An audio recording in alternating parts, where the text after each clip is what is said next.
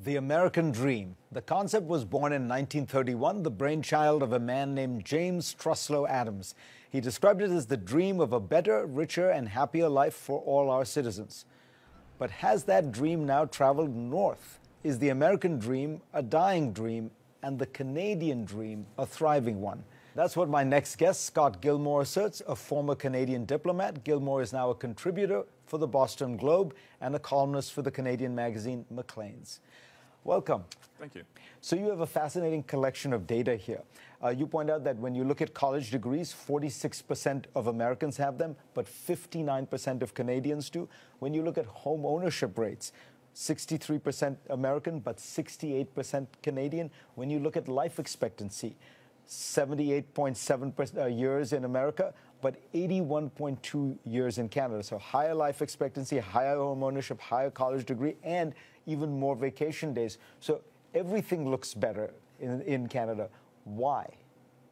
Well, it's a bit of a puzzle for us as Canadians because, we look to the United States as being the land of opportunity like most people do. But when you start pouring through the numbers like you suggested, no matter how you cut the American dream or no matter how you describe the American dream, whether it's life, liberty, and the pursuit of happiness, or a car, a job, and a degree, it's now become easier in Canada. And I think there's some obvious reasons.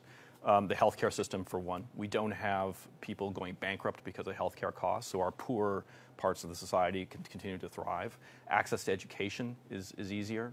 There are cheaper degrees. We don't have the student loan problem that you have in the United States. We have our problems, but overall we seem to be muddling through and doing a little bit better.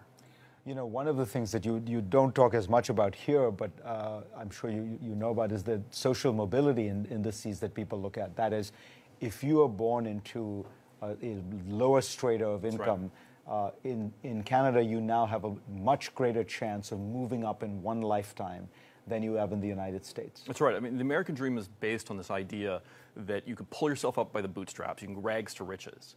But in fact, that's actually happening less and less in the United States compared to a lot of Western countries. And in Canada, like you said, you can go from the lowest quintile of income to the highest quintile twice as likely. And another related statistic is that the correlation between your family, your parents' income, and your income is half as strong in Canada. So regardless of what your parents do, you can have a better chance of making it. That's a very important one, because what it strikes at, it seems to me, is in large part education. Rich people's kids in America get a better education because our public education system is funded by local property taxes. Whereas in Canada, no matter where you're rich or poor, you're going to get a school that's about as good and a very high quality. I mean, we would like to think that some of our best universities compare to Harvard and Yale and Princeton. I don't think they're quite at that level. But nonetheless, across the board, our universities nationally, which are very accessible, are world-renowned good institutions. And you can go through it without going broke. Right. But at the primary level, I think your system is incredibly equal and high quality, right?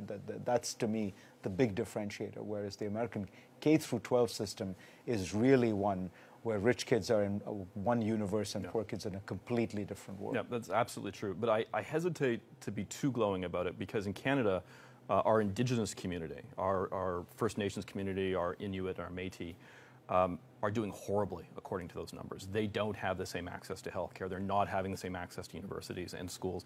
And a lot of their basic indicators... What percentage of the population are they? It's 5%. Now, what's striking to me is people might think, this is a case for the social welfare paradise. This is a kind of the argument of left-wing types. So you're a conservative. I am. And you point out that compared to Canada, America isn't even the land of the free anymore. That by the Cato Institute's Human Freedom Index, Canada ranks much higher than the U.S. It's 6th in the world, whereas America limps in at 23. The Heritage Foundation, another conservative think tank, ranks Canada much higher for economic freedom. And of course, Reporters Without Borders scores Canada much higher on press freedoms. I think this is partly a product of the reality that the Canadian economy is quite free and quite open, but that there have been a whole series of reforms over the last 15, 20 years in Canada, right? There has. There are some indicators that show that Canada has had this freedom going back a lot farther than that. But under the previous conservative government, and frankly the new liberal government, there is a recognition that overall welfare of the society is driven by a healthy private sector. And so a lot of effort is put in to try to figure out how can we create a level playing field for everybody, but one where people can prosper. But you know, when you talk about freedom and the American dream, the statistic that I find the most troubling is that in the United States, your average American is 6 times more likely to be incarcerated in prison or in jail than your average Canadian, or European for that matter. And I don't think that's something that Americans realize, how the prison system and the justice system here is so different from the rest of the Western world. And we have an Attorney General who says he thinks the problem in America is there aren't enough people in prison. That's right. Let me ask you about 2 things Donald Trump has talked about. Sure. And focus in on them. During the campaign, this is something he would not like to remember, but he once pointed out that universal healthcare systems do seem to work sometimes pretty well, single-payer systems, and he pointed specifically to Canada.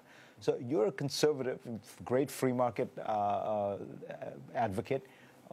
You think the Canadian system overall works better? Objectively, it does. The Canadian system has problems, and I would argue the Canadian huge problems, but nonetheless, you see it in all of the outcomes, whether it's life expectancy, infant mortality, or just overall healthiness. Canadians are doing better, and I think it's because at a much lower cost. At a much lower cost. What do you spend as a percentage of your GDP? I couldn't say that, but I know that it's about 1/2 of what it's spent in the United States. So is this reality of a Canadian dream leading to the very un-Canadian phenomena of arrogance? Oh my goodness, yes. Particularly since the election in the United States. Canada has reacted with fascination and horror and not a little bit of smugness at what we've seen unfold here compared to politics in Europe and politics in Canada. It's something that it's hard for us to understand. Well, pleasure to have you on. My pleasure. Thank you.